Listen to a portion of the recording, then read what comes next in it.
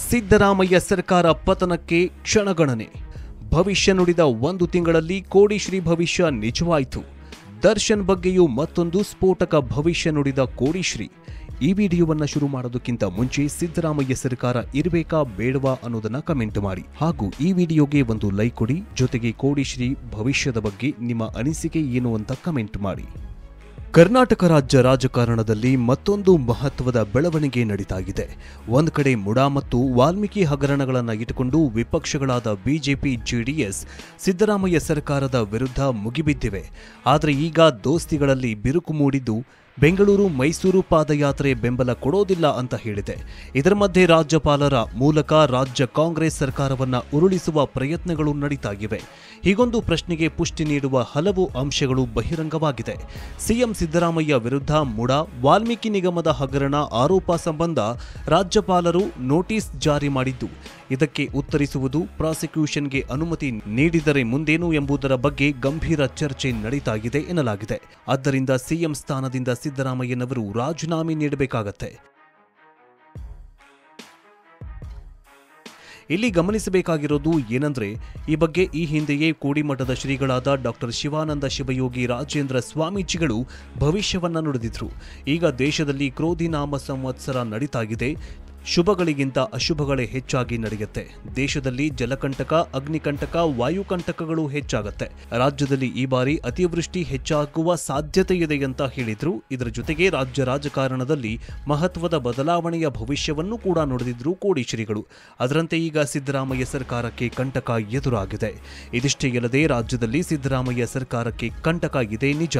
ಆದರೆ ಇದೆಲ್ಲವನ್ನ ಎದುರಿಸಿ ಸಿದ್ದು ಗೆಲ್ತಾರೆ, ಅವರಿಗೆ ಯಾವುದೇ ವಿಪತ್ತು ಇರೋದಿಲ್ಲ ಅಂತಲೂ ಹೇಳುವ ಮೂಲಕ ಅಡ್ಡಗೋಡೆಯ ಮೇಲೆ ದೀಪ ಇಟ್ಟಿದ್ದಾರೆ.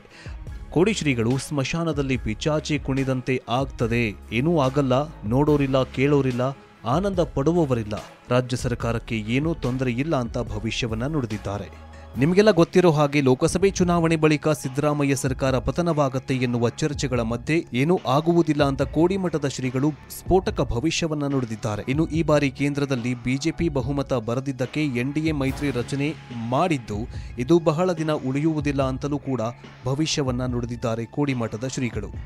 ಇದೇ ವೇಳೆ ಕೊಲೆ ಆರೋಪಿಯಾಗಿರುವ ಸ್ಯಾಂಡಲ್ವುಡ್ ನಟ ದರ್ಶನ್ ಹಾಗೂ ನಿರ್ಮಾಪಕ ಉಮಾಪತಿ ನಡುವಿನ ವಿವಾದದ ಬಗ್ಗೆ ಪ್ರತಿಕ್ರಿಯಿಸಿ, ಕೋಪ ಕಡಿಮೆ ಮಾಡಿಕೊಳ್ಬೇಕು, ತಂದೆ ತಾಯಿ ಮಾತು ಕೇಳಬೇಕು, ಆ ರೀತಿ ನಡೆದುಕೊಂಡಿದ್ದರಿಂದ ಈಗ ಒಳ್ಳೆಯ ಸ್ಥಾನದಲ್ಲಿ ಇದ್ದೇನೆ. ದರ್ಶನ್ ವಿರುದ್ಧ ಗಲಾಟೆ ನಡೆದಾಗ ನಾನು ಕೋಪ ಮಾಡಿಕೊಳ್ಳಲಿಲ್ಲ.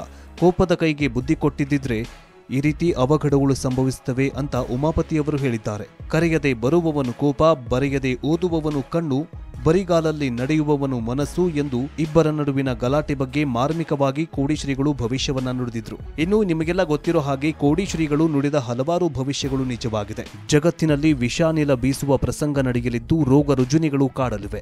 ವಿಶ್ವಾದ್ಯಂತ ಇದು ವ್ಯಾಪಿಸಲಿದೆ. ನಮ್ಮ ದೇಶದ ಮೇಲೂ ಕೂಡ ಪರಿಣಾಮವನ್ನ ಉಂಟು ಮಾಡಲಿದೆ ಅಂತ ಕೋಡಿಮಠದ ಶ್ರೀಗಳು ಭವಿಷ್ಯವನ್ನ ನುಡಿದಿದ್ದಾರೆ.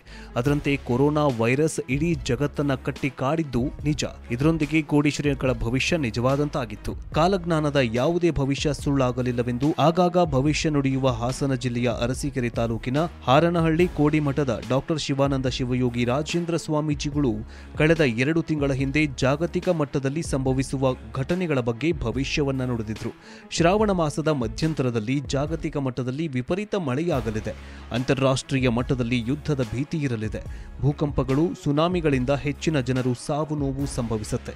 ವಿಷಾನಿಲ ಬೀಸುವ ಪ್ರಸಂಗ ಇದೆ, ಅದು ಎಲ್ಲಾ ಕಡೆಯೂ ವ್ಯಾಪಿಸಲಿದೆ. ಯುದ್ಧದ ಭೀತಿಯಿಂದ ಹಾಗೂ ಮಳೆಯಿಂದ 2 ದೇಶಗಳು ಭೂಪಟದಿಂದ ಕಣ್ಮರೆಯಾಗತ್ತೆ ಅಂತ ಕೋಡಿಮಠದ ಶ್ರೀಗಳು ಭವಿಷ್ಯವನ್ನ ನುಡಿದಿದ್ರು. ಇನ್ನು ಕೋಡಿಶ್ರೀಗಳ ಭವಿಷ್ಯ ನಿಜವಾಯಿತು ಎಂಬಂತೆ ಇಸ್ರೇಲ್ ಪ್ಯಾಲಿಸ್ತೀನ್ ಯುದ್ಧ ಶುರುವಾಯಿತು. ದೇಹ ಅಶಕ್ತಿಯಿಂದ ದಾರಿಯಲ್ಲಿ ಬಿದ್ದು ಸಾಯುತ್ತೇವೆ ಎಂದು ಈ ವರ್ಷದ ಕಡೆಯ ಕೆಲ ತಿಂಗಳ ಹಿಂದೆ ಕೋಡಿಶ್ರೀಗಳು ಭವಿಷ್ಯವನ್ನ ನುಡಿದಿದ್ರು. ಈಗ ಆ ಮಾತು ನಿಜವಾಗುತ್ತಾ ಇದೆ. ಬಾಂಬ್ಗಳು, ಭೂಕಂಪ, ಯುದ್ಧ ಭೀತಿ, ಜನ ತಮ್ಮ ಮೇಲೆ ನಿಯಂತ್ರಣ ಕಳೆದುಕೊಂಡು ಹುಚ್ಚರಾಗುವುದು, ದೇಹ ಅಶಕ್ತಿಯಿಂದ ದಾರಿಯಲ್ಲಿ ಬಿದ್ದು ಸಾಯುವುದು, ದೇಹದ ಅಂಗಾಂಗಗಳ ಮೇಲೆ ಪ್ರಭಾವ ಕಳೆದುಕೊಳ್ಳುವುದು ಅಂತ 2022ರಲ್ಲಿ ಭವಿಷ್ಯವನ್ನ ನುಡಿದಿದ್ರು ಶ್ರೀಗಳು. ಇತ್ತೀಚಿನ ಪ್ರಕರಣವನ್ನ ಗಮನಿಸಿದಾಗ ಭವಿಷ್ಯ ಈಗ ನಿಜವಾಗ್ತಾ ಇದೆಯಾ ಎಂಬ ಅನುಮಾನ ಮೂಡ್ತಾ ಇದೆ. ಹೌದು, ಇತ್ತೀಚೆಗೆ ಎಳೆಪ್ರಾಯದ ಯುವಕ ಯುವತಿಯರು ನೋಡ್ತಾ ಇದ್ದ ಹಾಗೆ ಕುಸಿದು ಬಿದ್ದು ಸಾವಿಗೀಡಾಗ್ತಾ ಇರುವ ಪ್ರಕರಣಗಳು ಹೆಚ್ಚಾಗ್ತಾ ಇದೆ. ಇದೆಲ್ಲದರ ಹೊರತಾಗಿಯೂ ಕೋಡಿಮಠದ ಶ್ರೀಗಳು ಹೇಳಿರುವಂತಹ ಭವಿಷ್ಯ ನಿಜವಾಗ್ತಾ ಇದೆ ಎಂಬ ನಂಬಿಕೆ ಜನರಲ್ಲಿ ಮೂಡ್ತಾ ಇದೆ.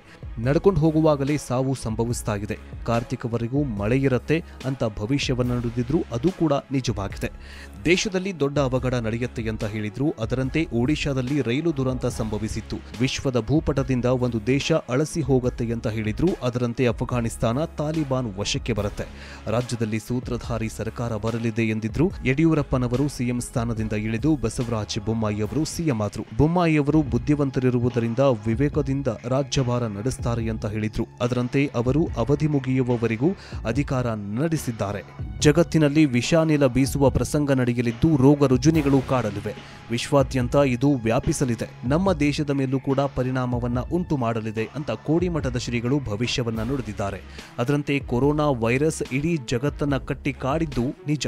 ಇದರೊಂದಿಗೆ ಕೋಡಿ ಶ್ರೀಗಳ ಭವಿಷ್ಯ ನಿಜವಾದಂತಾಗಿತ್ತು. ಕಾಲಜ್ಞಾನದ ಯಾವುದೇ ಭವಿಷ್ಯ ಸುಳ್ಳಾಗಲಿಲ್ಲವೆಂದು ಆಗಾಗ ಭವಿಷ್ಯ ನುಡಿಯುವ ಹಾಸನ ಜಿಲ್ಲೆಯ ಅರಸೀಕೆರೆ ತಾಲೂಕಿನ ಹಾರನಹಳ್ಳಿ ಕೋಡಿಮಠದ ಡಾಕ್ಟರ್ ಶಿವಾನಂದ ಶಿವಯೋಗಿ ರಾಜೇಂದ್ರ ಸ್ವಾಮೀಜಿಗಳು ಕಳೆದ 2 ತಿಂಗಳ ಹಿಂದೆ ಜಾಗತಿಕ ಮಟ್ಟದಲ್ಲಿ ಸಂಭವಿಸುವ ಘಟನೆಗಳ ಬಗ್ಗೆ ಭವಿಷ್ಯವನ್ನ ನುಡಿದಿದ್ರು. ಶ್ರಾವಣ ಮಾಸದ ಮಧ್ಯಂತರದಲ್ಲಿ ಜಾಗತಿಕ ಮಟ್ಟದಲ್ಲಿ ವಿಪರೀತ ಮಳೆಯಾಗಲಿದೆ. ಅಂತಾರಾಷ್ಟ್ರೀಯ ಮಟ್ಟದಲ್ಲಿ ಯುದ್ಧದ ಭೀತಿ ಇರಲಿದೆ. ಭೂಕಂಪಗಳು, ಸುನಾಮಿಗಳಿಂದ ಹೆಚ್ಚಿನ ಜನರು ಸಾವು ನೋವು ಸಂಭವಿಸುತ್ತೆ. ವಿಷಾನಿಲ ಬೀಸುವ ಪ್ರಸಂಗ ಇದೆ. ಅದು ಎಲ್ಲಾ ಕಡೆಯೂ ವ್ಯಾಪಿಸಲಿದೆ. ಯುದ್ಧದ ಭೀತಿಯಿಂದ ಹಾಗೂ ಮಳೆಯಿಂದ 2 ದೇಶಗಳು ಭೂಪಟದಿಂದ ಕಣ್ಮರೆಯಾಗತ್ತೆ ಅಂತ ಕೋಡಿಮಠದ ಶ್ರೀಗಳು ಭವಿಷ್ಯವನ್ನ ನುಡಿದಿದ್ರು. ಇನ್ನು ಕೋಡಿ ಶ್ರೀಗಳ ಭವಿಷ್ಯ ನಿಜವಾಯಿತು ಎಂಬಂತೆ ಇಸ್ರೇಲ್ ಪ್ಯಾಲಿಸ್ತೀನ್ ಯುದ್ಧ ಶುರುವಾಯಿತು. ದೇಹ ಅಶಕ್ತಿಯಿಂದ ದಾರಿಯಲ್ಲಿ ಬಿದ್ದು ಸಾಯುತ್ತೇವೆ ಎಂದು ಈ ವರ್ಷದ ಕಡೆಯ ಕೆಲ ತಿಂಗಳ ಹಿಂದೆ ಕೋಡಿ ಶ್ರೀಗಳು ಭವಿಷ್ಯವನ್ನ ನುಡಿದಿದ್ರು. ಈಗ ಆ ಮಾತು ನಿಜವಾಗುತ್ತಾ ಇದೆ. ಬಾಂಬ್ಗಳು, ಭೂಕಂಪ, ಯುದ್ಧ ಭೀತಿ, ಜನ ತಮ್ಮ ಮೇಲೆ ನಿಯಂತ್ರಣ ಕಳೆದುಕೊಂಡು ಹುಚ್ಚರಾಗುವುದು, ದೇಹ ಅಶಕ್ತಿಯಿಂದ ದಾರಿಯಲ್ಲಿ ಬಿದ್ದು ಸಾಯುವುದು, ದೇಹದ ಅಂಗಾಂಗಗಳ ಮೇಲೆ ಪ್ರಭಾವ ಕಳೆದುಕೊಳ್ಳುವುದು ಅಂತ 2022ರಲ್ಲಿ ಭವಿಷ್ಯವನ್ನ ನುಡಿದಿದ್ರು ಶ್ರೀಗಳು. ಇತ್ತೀಚಿನ ಪ್ರಕರಣವನ್ನ ಗಮನಿಸಿದಾಗ ಭವಿಷ್ಯ ಈಗ ನಿಜವಾಗ್ತಾ ಇದೆಯಾ ಎಂಬ ಅನುಮಾನ ಮೂಡ್ತಾಗಿದೆ. ಹೌದು, ಜಗತ್ತು, ರಾಜಕಾರಣ, ಪರಿಸರ ಕುರಿತು ಕೋಡಿ ಶ್ರೀಗಳು ಭವಿಷ್ಯವನ್ನ ನುಡಿತಾರೆ. ಅದರಲ್ಲಿ ಒಂದಿಷ್ಟು ವಿಚಾರಗಳು ನಿಜವಾಗಿದೆ. ಅದರಂತೆ ಭಾರತೀಯ ಬಾಹ್ಯಾಕಾಶ ಸಂಶೋಧನಾ ಸಂಸ್ಥೆ ಅಂದ್ರೆ ಇಸ್ರೋ ಮತ್ತು ಚಂದ್ರಯಾನ 3 ಕುರಿತು ಕೋಡಿಮಠದ ಶ್ರೀಗಳು ಭವಿಷ್ಯವನ್ನ ನುಡಿದಿದ್ರು. ಅದು ಕೂಡ ನಿಜವಾಗಿದೆ. ಚಂದ್ರನ ಮೇಲೆ ಕಾಲಿಡ್ತಾ ಇರುವ 3ನೇ ದೇಶಗಳ ನಂತರ 4ನೇ ದೇಶ ಹಾಗೂ ಚಂದ್ರನ ದಕ್ಷಿಣ ಭಾಗದ ಮೇಲ್ಮೈಯಲ್ಲಿ ಕಾಲಿಟ್ಟ ಭಾರತ ಮೊದಲನೇದಾಗಿದೆ. ಚಂದ್ರಯಾನ 3 ಯಶಸ್ವಿಯಾಗಿದೆ. ಇಸ್ರೋ ವಿಜ್ಞಾನಿಗಳು ಹೊಸ ಮೈಲುಗಲ್ಲು ಸಾಧಿಸಿದ್ದಾರೆ. ಅದಕ್ಕೂ ಮೊದಲೇ ಕೋಡಿಮಠದ ಡಾಕ್ಟರ್ ಶಿವಾನಂದ ಶಿವಯೋಗಿ ಗುರೂಜಿಗಳು ನುಡಿದಿದ್ರು ಭವಿಷ್ಯವನ್ನ. ಇಸ್ರೋ ಉಡಾವಣೆ ಮಾಡಿರುವಂತಹ ಚಂದ್ರಯಾನ 3 ಯಶಸ್ವಿಯಾಗಲಿದೆ ಅಂತ ಭವಿಷ್ಯವನ್ನ ನುಡಿದಿದ್ರು. ಅದರಂತೆ ಚಂದ್ರಯಾನ ಯಶಸ್ವಿಯಾಗಿದ್ದು ಇಡೀ ದೇಶವೇ ಹೆಮ್ಮೆ ಪಡುವಂತಾಗಿದೆ. ಅಲ್ಲದೆ ಬೇರೆ ಬೇರೆ ದೇಶಗಳಿಗೆ ಹೋಲಿಸಿದ್ರೆ ಭಾರತದ ಸಾಧನೆಯನ್ನ ನೋಡಿ ಅಭಿನಂದಿಸಿದ್ರು.